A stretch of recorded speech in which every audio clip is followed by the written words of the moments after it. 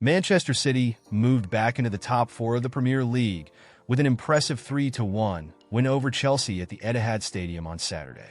Pep Guardiola's side issued the perfect response to the demoralizing Champions League defeat to Paris Saint-Germain to come from behind against Chelsea thanks to goals from Josko Gvardiol, Erling Haaland, and Phil Foden.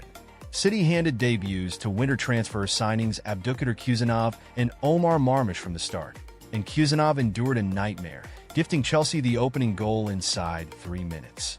The £33.6 million signing from RC Lens missed a bouncing ball and then saw his weak header back to Ederson intercepted by Nicola Jackson, who squared for Noni Madueke to tap into an empty net.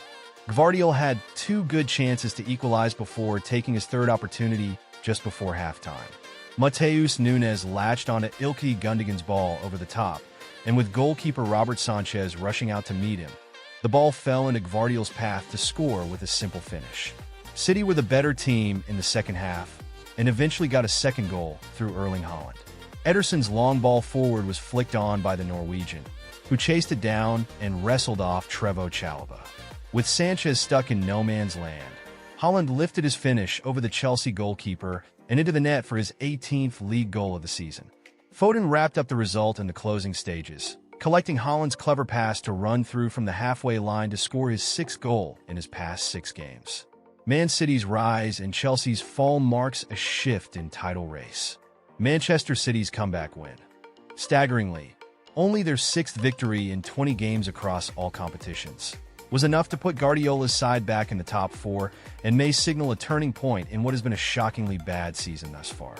With UEFA's coefficient system looking likely to award a Champions League spot to 5th place, City are suddenly right back in contention, having now gone unbeaten in the league for a month.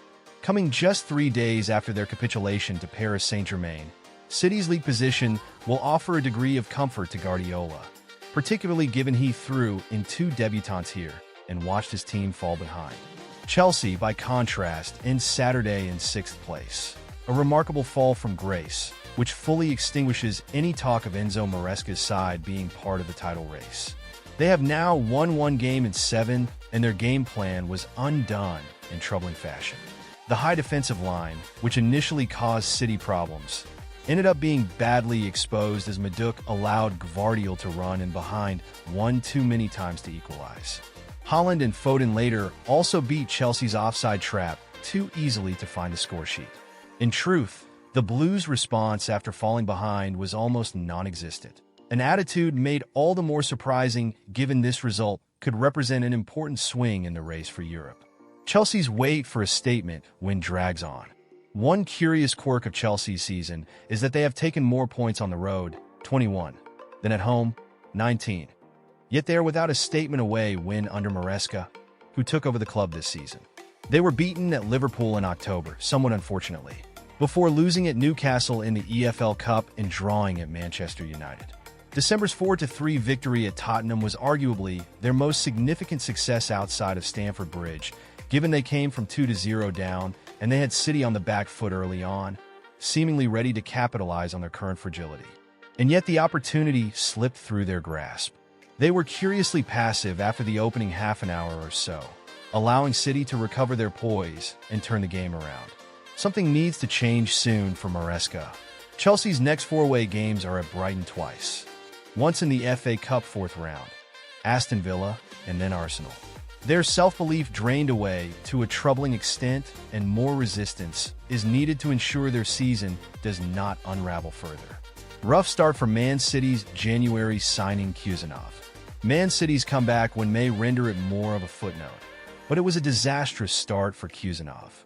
Thrown straight into the center of defense after just 3 training sessions with his new teammates, the 20-year-old was all over the place in the opening 5 minutes. With only his 3rd touch, he sold Ederson short with a routine header back and allowed Jackson to set up Madueke. Immediately afterwards, he misplaced a pass into midfield and was booked for hacking down Cole Palmer as he tried to make amends.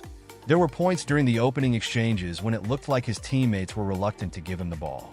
He eventually settled himself down with a couple of simple passes, each of which were enthusiastically cheered by the City fans in an attempt to make the youngster feel better. Guardiola will not have wanted to chuck Khusanov in at the deep end after just 18 months in Belarus and 31 appearances for RC Lens, but he will feel that he had no choice. Ruben Dias and Nathan Ake are both injured, and John Stones, who was on the bench but not fully fit, is needed against Club Brugge next week in the Champions League, a competition Khusanov is not eligible to play in. Khusanov was eventually replaced by Stones after just 53 minutes. He got a word of encouragement from Stones on his way off, and a hug and a pat on the back from Guardiola. Marmoush looks poised to boost Man City. The game will be remembered for Khusanov's debut rather than Marmoush's, but the £63 million signing from Eintracht Frankfurt looked sharp. He had a goal ruled out in the first half when Gundogan's shot came back off Sanchez. He should have left the finish to Bernardo Silva, who was onside, but he can't be criticized too heavily for his desperation to score. It was the same in the second half when he opted to shoot instead of sending Foden clear through and got an earful from the England midfielder.